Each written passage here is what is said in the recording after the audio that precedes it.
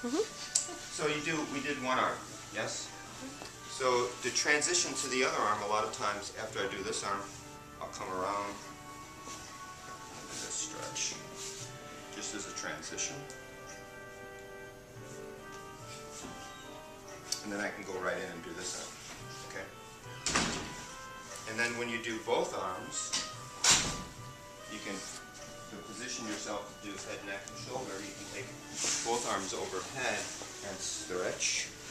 Nice stretch overhead.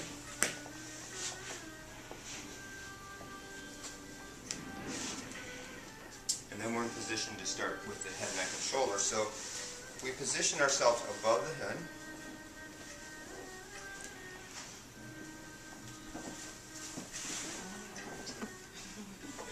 And we're going to position ourselves, we're going to use the bottom of our feet to apply alternating compression into the tops of the shoulders. So you want to position yourself so that you have a slight bend in your knees so that you can start doing this alternating compression. So when you're on the outside, the most lateral, you get bigger movements. See, if I'm pressing right on the acromion, you get bigger movements. But the more you work towards the midline, the smaller the movements get. And you can turn your feet excuse me, out so you could use your heel to get right above the superior angle of the scapula to get the attachment of levator. So that works really well. And then you want to just press down on one to get a sustained stretch. Did this on my bike today. Press on this one.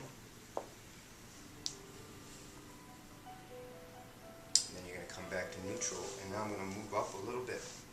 And my feet, my toes are curling just below the clavicles into the upper fibers of pec major to stabilize the shoulders so they stay to the mat. And then I'm going to use my hands palm up to cup the back of her head and bring her chin as close to her sternum as possible, stretching out the back of the neck.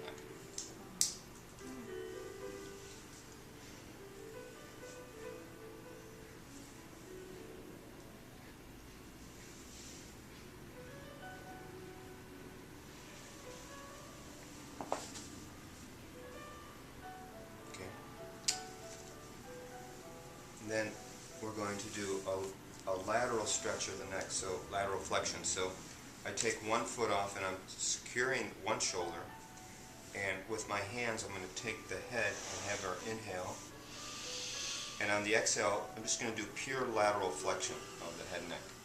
So not rotation, but the nose pointing still up and doing pure lateral flexion, so she gets a nice strong opening here. And you bring the point of resistance and just hang out there for a while.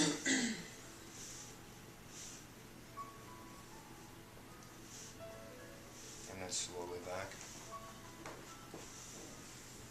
And then switch.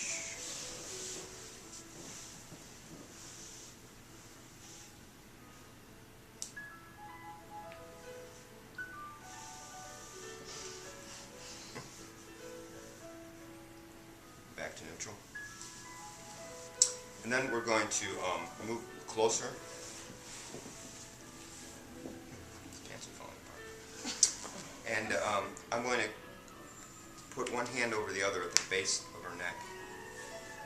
I'm going to inhale, and on the exhale I'm going to lean back so that she gets some nice cervical traction. Okay?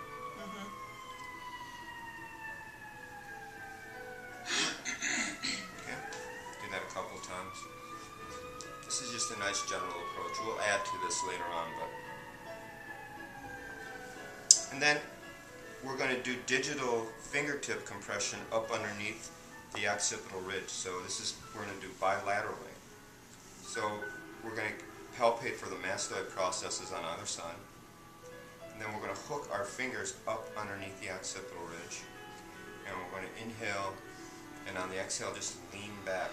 So she's going to feel some traction, but also some pretty firm digital compression up underneath her occipital ridge. And you're working back to the spine. So you're not staying in the same spot. You're working up underneath the occipital ridge, back and forth a couple times.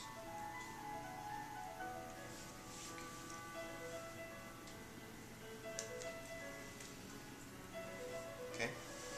Now, up underneath the occipital ridge, there's always a series of muscles, suboccipital muscles, but also there's a series of subos. So you can come to the side and use your thumb to press up underneath here, or else what I've been doing as of late is using my fingertips. So my hand is going to be resting on the mat, and I'm going to place them underneath the occipital ridge, and I'm just going to turn the head so that it's her weight of her head creates nice pressure into my fingertips. You feel? Oh, yeah. So it's the same premise basically like we did earlier, where I took my fingertips and pushed them into the back and let her body weight. This is using my fingertips up underneath her occipital ridge. It's a really nice opener for that particular series of attachments. So you do one side and then the other.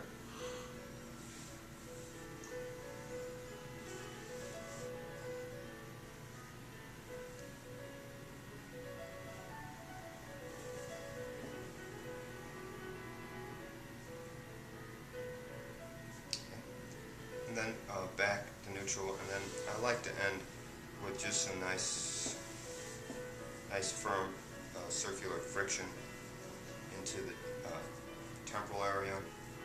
You can either take this, even take it down into the masseter, which feels wonderful.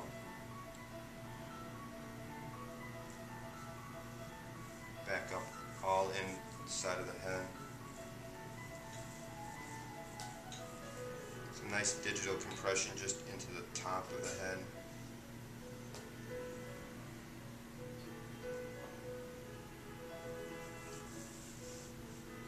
Always throwing a little ear things. Yeah. And you can just end there, and that would be just a really nice general work, or else you can continue. Go.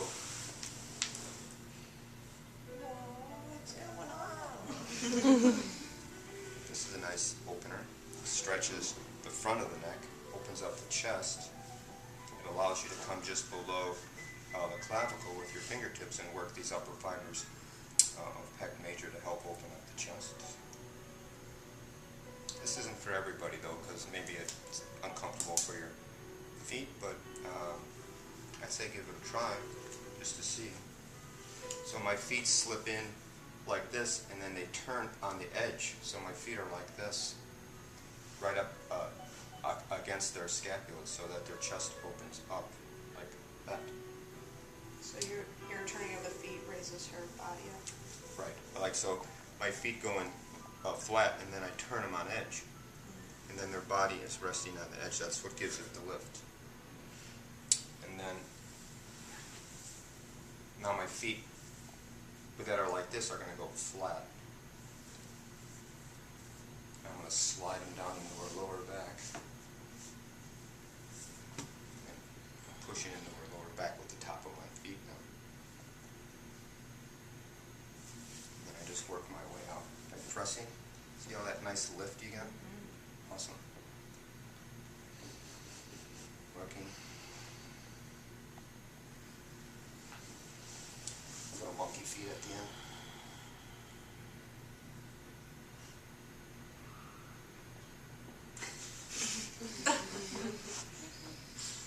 Okay. Okay, thank you. Okay, thanks.